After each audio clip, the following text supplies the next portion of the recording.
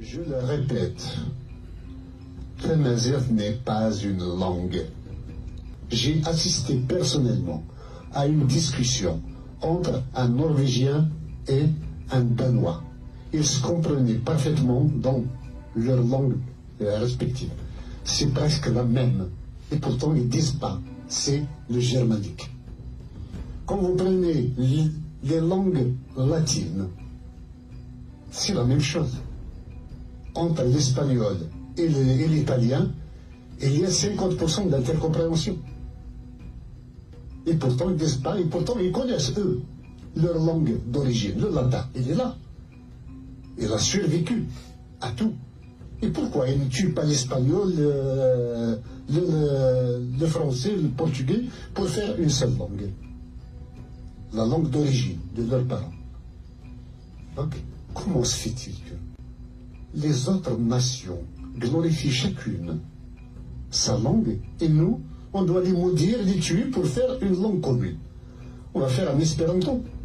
Regardez l'espéranto, il a été fait dans les années 60, dans l'euphorie, pour unifier toutes les langues du monde. Combien de gens parlent aujourd'hui l'espéranto? Il ne dépasse pas 5000 personnes. Donc, chacun enseigne sa langue. Nous connaissons Tsakdaïdif. Donc, Tamazight est un moyen de mystification de l'identité kabyle. Si c'est Tamazight qui est la langue, donc le kabyle est un patois. Si c'est un patois, donc nous ne sommes pas un peuple. Seul un peuple a une langue. Ceux qui ont un patois ne sont pas un peuple. J'ai été scandalisé quand des scientifiques kabyles parlaient de variante berbère. C'est quoi variante berbère? On a peur de dire que c'est une langue. C'est du mépris et vraiment du colonialisme même que de dire que Tamazight c'est une langue. Non. Le Maroc a essayé, avec l'IRCAM, d'unifier les langues berbères, de les standardiser. On parle même de standardisation en Algérie, même à l'échelle de tous les Amazirs. Standardisation de Tamazight. Comment on va standardiser? Chacun a une langue à part.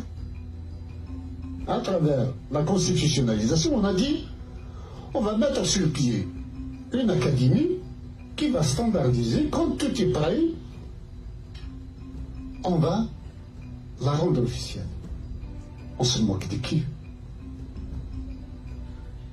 On va tuer toutes ces langues pour en faire une qui sera la langue de qui? Non. C'est vraiment noyer le poisson. Et puis, il y a ce complexe. Quand on dit qu'on est Amazigh, ça veut dire que nous avons une nation supra-territoriale qui est de l'oasis de Siwa jusqu'aux îles Canaries et de la Méditerranée jusqu'aux confins du Burkina Faso.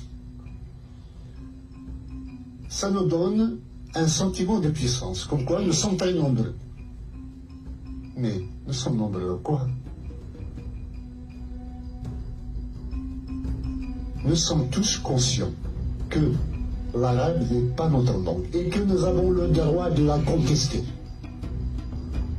C'est notre droit absolu de refuser la langue arabe, pour nos enfants et pour nous-mêmes. Donc nous n'avons pas besoin de nous cacher derrière l'arbre amazigh pour affirmer l'être kabyle.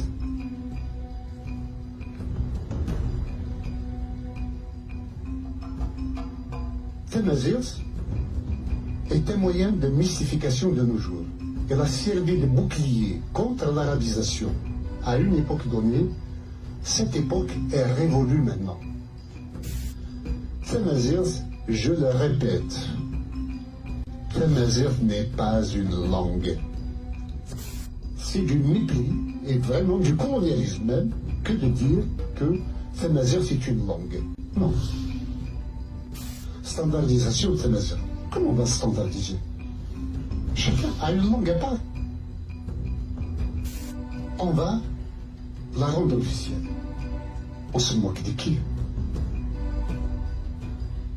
on va tuer toutes ces langues pour en faire une qui sera la langue de qui? Il y a ce complexe. Quand on dit qu'on est amazigh, ça veut dire que nous avons une nation supra-territoriale qui est de l'oasis de Siwa jusqu'aux îles Canaries et de la Méditerranée jusqu'aux confins du Burkina Faso. Ça nous donne un sentiment de puissance, comme quoi nous sommes très nombreux. Mais nous sommes nombreux quoi?